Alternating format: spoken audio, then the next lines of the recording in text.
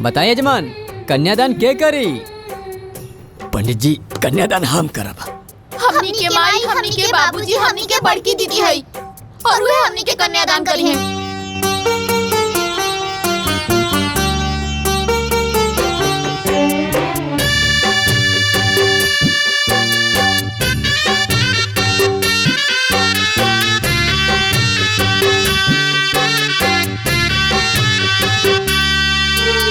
कथी के चाटया दीदी हो बैठल बाड़ू, हमरो के बैठवल बाड़ू हो।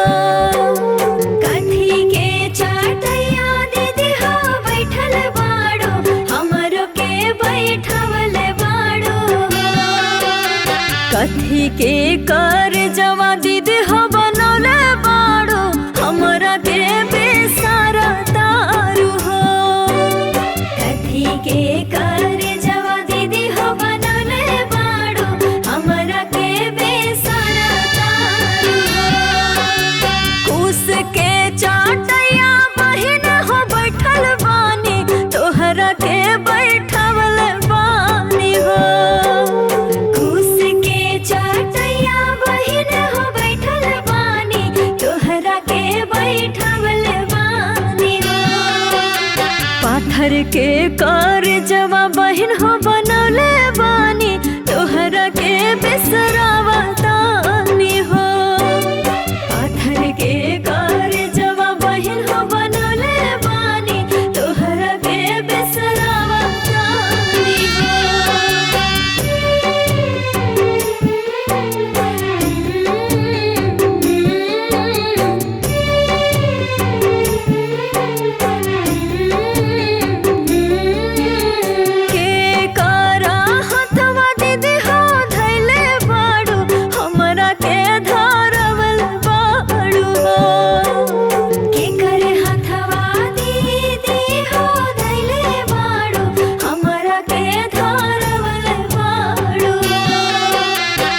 कर हथवा दीदी हो छोड़ावा तारू, हमरा के बिसरावा तारू हो।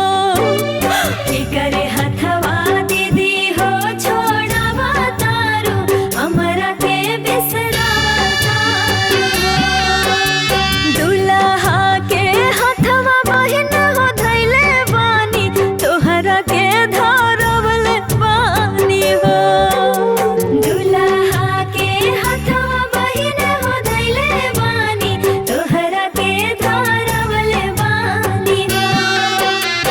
अपन हथवा बहिन हो छोड़ावा तानी, तोहरा के बिसरावा तानी हो।